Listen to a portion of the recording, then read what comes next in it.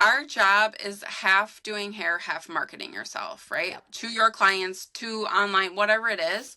If you are good at creating an experience and making your clients feel good inside and out, you are going to make millions of dollars in this industry. So, if you have missed our first interview, we chat about Morgan being an independent stylist, still behind the chair, and how she runs her calendar. You do a lot of things. Yeah, I think you're right. I have always my life been a chronic overjoiner. I love doing all the things. I can't just stop at one. The downfall of that is you tend to overbook yourself. You can tend to get burnt out. It is hard to find balance. I think I try to make it look easy online, but I'm trying really hard in 2026 to prioritize what projects make sense for me now. I used to just say yes for everything, and I still have that urge in me, but you have to figure out like what really works overall, because if it doesn't work for you, it's not going to work for the brands either, and they understand that. So for people who want to start working with brands, I really suggest aligning yourself with brands that are going to understand, but also look at you as a person and not just a number.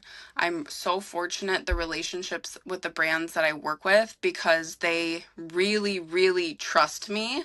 I think a lot of people are drawn to the humor. They see that and they're like, oh, perfect. Like she's a marketer, right? But then they really start to trust me as an artist, and that's what's important to me. And they give me freedom to do projects that I want to do in a way that I want to do them. And they don't force me to be funny. They're like, hey, if you want to do funny, cool, but you don't have to. Like, be you and do what speaks to you creatively. So I'm really lucky that I do work with brands that allow me to do that and trust me and make me part of the process and not just a number. So. Yeah.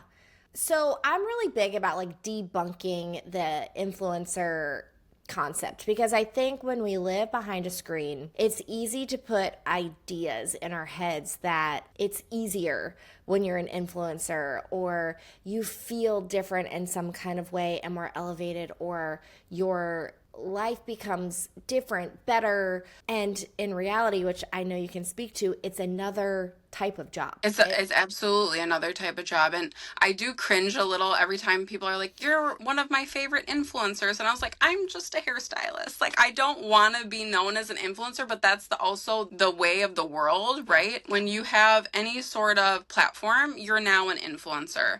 I've been a hairstylist for 21 years, and we didn't do this, right? Like, this wasn't even part of the gig. We didn't take after, none of that. The internet was barely a thing.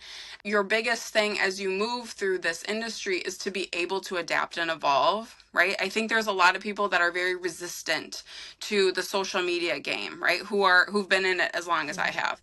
Because they're like, no, that's not what I'm supposed to be doing here. I hear you, because a lot of times I don't want to be doing this, but it is part of the gig and it is what makes you relevant with our audience. Does it make it easier to get yourself in certain rooms? Absolutely, but it doesn't make life easier in the sense that you now have a whole other job. So yeah, I mean, it has pros and cons. I love that, because I think it's just so, we could sit and just be like, oh my gosh, tell us about how you get to go viral. But for me, the everyday beauty pro, which is where my heart is, and Yeah, I know that's where your heart is too. yeah, It's like we need to bring that awareness that just because you have a platform, you're just running a different arm of your business. You have the yeah, ability to have a voice, and you have a unique perspective that people relate to. And so you get to work with brands, which is cool, but that's yeah. also a lot of work too.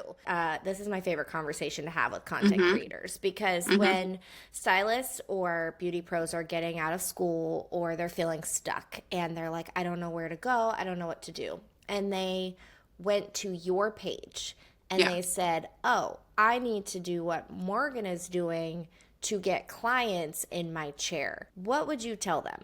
I think you have to be very, very strategic about how you market yourself to make sure you are getting yourself to your area, right? Because going viral is cool and all, but if it's not getting more clients in your chair or making you more money, what is the point, right? It's just a Yeah. fun hobby at that point. Yeah. A big thing that I stress is if you're not marketing yourself to your area, then it does not matter.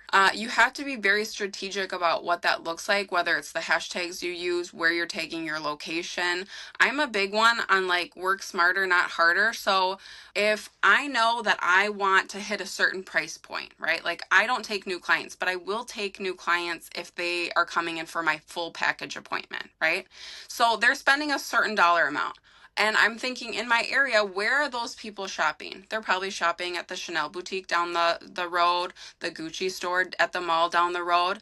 I will tag that as my location. I'm infiltrating my content into that content. It's not like Gucci gets a notification that I tagged, their location. It's just now if someone clicks on that location, my pretty hair pictures are now in there with that mix, right? So you're infiltrating your content into little pockets of your area, whether that's, I know a lot of people have a lot of success on like the Facebook mom groups. There is no better marketer than a Facebook mom, Oh, okay? that Like is true. she will get the word out like nobody's business. So making sure you're strategic about your content. Otherwise, it can be a waste of your time. Don't post just to post. Post with intention to get results. Okay, so like we talked about, you're doing lots of things all the time. 2026, I know you have probably so many moving parts, but if you I'm going to throw a curveball for you. If Okay. you could change one thing, I know you said 25 was a big year of Mhm. growth and it was also potential burnout. So Yeah. knowing that and going into 26 with probably still lots of balls in the Yeah. air that you're juggling. What is the big takeaway that you're going to kind of double down on this year?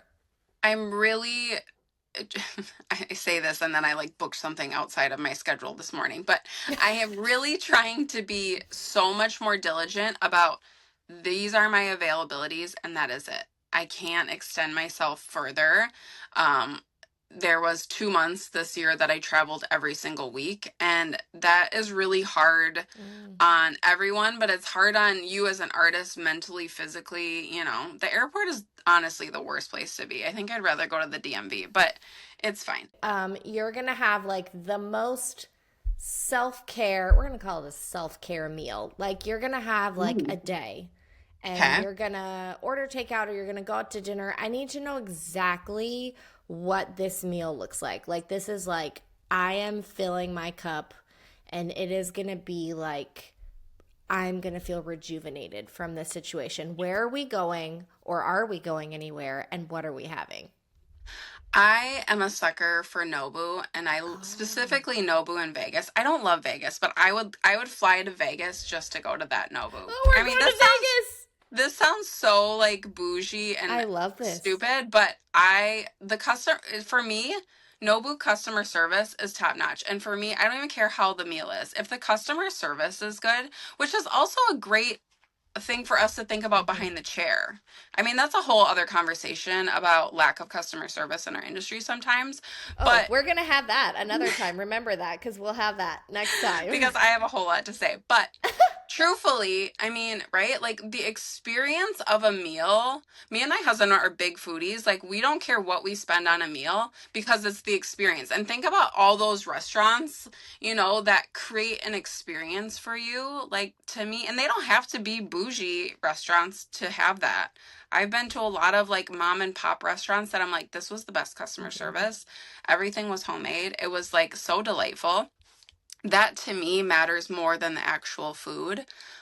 So I love, we're big restaurant people. Like we love checking out new spots but places that create experience. So it's the same with behind the chair. If you create an experience for your client, I'm not saying you have to be like you should be bad at hair, but like honestly, sometimes experience can make up for, especially when I was new in the industry, I was booked and busy, and it was because I just created an experience. I was not good at doing hair, let's be honest, right? In the beginning, you're like terrible. I had bleeders everywhere, but they kept coming back because I was creating an experience. All right, Morgan. Feel like we could talk for hours, but we're definitely going to have more conversations in the future. Absolutely. Thank you for Thank you. joining me and everyone. We'll have in the description where you can find Morgan at Jade Beauty Co. Again, thank you so much for Thank you, having this Missy. conversation with us and dropping all of your little tips along the way. Anytime, anytime.